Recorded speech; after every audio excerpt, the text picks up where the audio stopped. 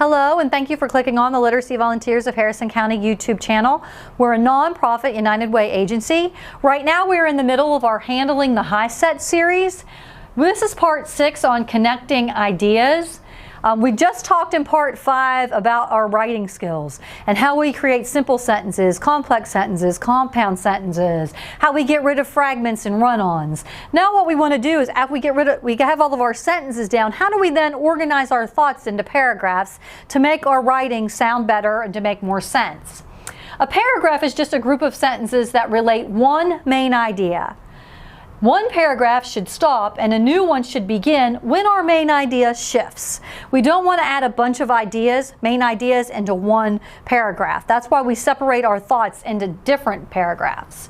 The paragraph should have what's called a topic sentence. Every paragraph needs that sentence that states the main idea.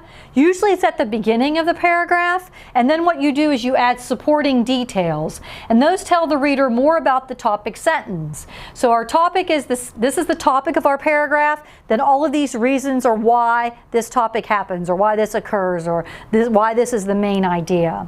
It must do two different things. It has to identify the topic or subject of the paragraph and has to state that central point the writer wants to make about the topic. So we're going to discuss something. It doesn't matter. We could discuss the weather if we wanted to. Today we would say, today is mostly sunny. That's our topic sentence. Now what are our supporting details? You know, the sun is out, it's, you know, whatever you're going to put that would help support that. The main idea statements in essays, those express the central point of all of the paragraphs in the essay. Sometimes, at least when I was in school, and I don't know if they've changed it, but they call that a thesis statement. That topic sentence in the first paragraph that will tell us what our entire essay is about. Then we have to spend the rest of the time proving that sentence with our subsequent paragraphs. We want to use logical order, and we also want to have relevant ideas. We don't want to just start putting things into our essays that aren't germane to our topic. Sentences and paragraphs should be in logical order. Sequence supporting details in order from the most important to the least important. You could do it that way, or vice versa. Some people kind of want to build up to the best part. They might want to put the least important first and the most important last, so that's sort of the last thing that's in the mind of the reader. We could put them in chronological order. We've talked about that before. And all sentences in the paragraph should follow the same order. The reasons and examples used to support your point should come immediately after each point. Don't make a point and then support it 3 paragraphs later. I used to tell that to my AP biology students because that's what they wanted to do. They wanted to just start putting ideas everywhere. We want to make it coherent, logical, and have all of our ideas together. Don't add any irrelevant details in there, including a sentence in the paragraph that does not support the topic. We're trying to prove a topic. Our main job or objective is to add all the evidences that support that topic, not stuff that's just extraneous that you don't need in there. We want to relate our sentences and paragraphs. Your writing needs to flow smoothly from one sentence to the next and from one paragraph to the next. You can do this by using transitions. Transitional words are phrases, and this is what they're used for. For example, for instance, we're going to give, if you see some sentence that says, for example, an example of what you're talking about, better follow the for example, or it's not going to make any sense. Also, furthermore, in addition to, likewise, moreover, those are going to compare ideas, or they're going to add an idea. Furthermore, you know, that's something additional to what you've already talked about. If you add things like however, nevertheless, on the other hand, in contrast, we might be looking at one idea and contrasting it with a separate idea. We want to let the reader know that that's what we're doing. We're separating these two ideas that are contrasting to each other. First, second, then, next, after that, later, at last, finally, in conclusion. Those are going to show steps in a process or time order.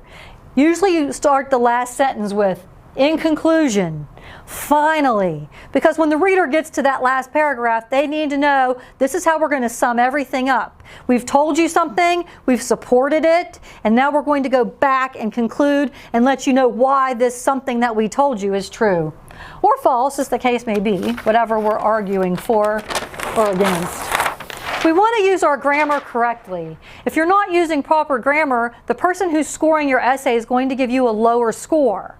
We want to have noun and pronoun agreement. We looked at nouns before, that person, place, thing, or idea. A proper noun refers to a specific person, place, thing, or idea. Sue, the United States of America, Frank, those are proper nouns.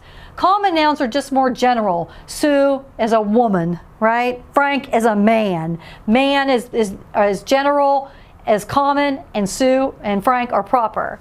A pronoun is just a word that replaces a noun. We're going to look at those. And what's called an antecedent. Ante means before, and that's the noun that's being replaced, right? It used to be this, before it was this, now we're replacing it with this pronoun. We have three types of pronouns. A subject pronoun that replaces the subject of the sentence. Here's Marie. Marie lost her phone, period. She was sad. Now this she is referring back to Marie.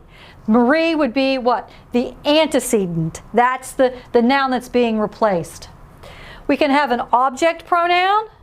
Replaces the object of the verb or a preposition. Marie's dad was angry.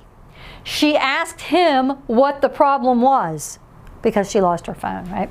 Or a possessive pronoun, and that replaces the possessive noun. Mike needs Marie's number. He called her dad to get her number, right? Her, that number belongs to Marie. It's Marie's, it's possession. So that's where we get that possessive pronoun. We also want to have pronoun antecedent agreement. A pronoun and its antecedent must agree in number. First of all, if the antecedent is singular, the pronoun is singular. If the antecedent is plural, the pronoun will be plural. Many players want to learn more skills, so they practice. Those are both plural. Players on your team, a bunch of people, and they, all of them together, right? They also must agree in person. Either they're both first person, both second person, or both third person. If you attend the matinee, you will need $5. Those are the same tense, same person. And then we look at different verb forms. So there's our verb, that's our word that indicates action. And each verb has a base form and 4 other forms. We don't want to mix those up, because then you don't sound like you know what you're talking about. The tense, we have present tense, present participle, past, and past participle. So the present tense is look or looks. And you use that with I, you, we, they. And your base form, right? She looks good today, right? That's basic. Present participle, looking. We're going to drop that and we're going to add ing. So or we just add ing to look. Or if we drop the s and add ing. You know, we are looking at a boat to purchase. We are looking at the house. The past is just looked. Yesterday we looked at a boat we might purchase. Yesterday we looked at a house we might purchase. We're just going to add that ed. And then the past participle is also looked. So those both are the same. That's the only verb. I just give you one example, but you can do that with any of your verbs. You have to have the correct verb tense. Don't say we seen. That's really bad. People say that's not proper grammar. We can't say we seen. These create verb tenses or times. When using certain tenses, we must use helping verbs. Those are the form of to be or have. Here's our tense again: present, past, future. Present progressive, present perfect, past perfect, future perfect. Look, looks, looked, will look. Am, is, or are looking. Has or have looked. Had looked, will have looked. I know it's confusing, very confusing. Sentences often contain clues that tell you which tense to use. If you see a sentence talks about yesterday, last week, last year, and then we're going to look at the future tense, right?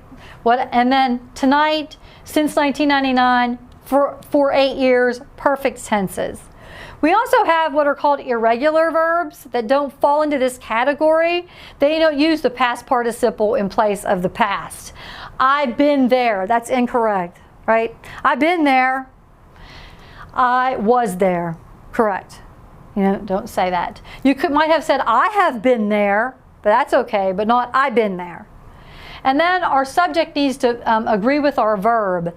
In the present tense, the subject and the verb must agree in number. Again, just like we were talking about before, in number. And so we say, I jump. That's singular subject. You jump, singular subject. He jumps, she jumps, it jumps. All singular, right? Verbs, forms of plural subject. We jump. Again, you jump, depending, and they jump, or jumped. We have special cases. If we have collective nouns, and a lot of people get this confused, usually singular, even though they seem plural. Army.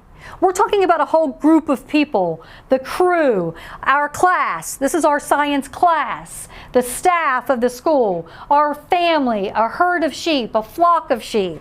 If the group is considered a single unit, like the Army, then we have to have that, it is singular, that singular verb. The school choir sings at assemblies, right? Not the school choir sing at assemblies. Some nouns end in that S and may look plural, but they are not. Politics is an interesting topic. Politics looks like it could be plural, but it's not. We wouldn't say politics are an interesting subject. Politics is an interesting topic.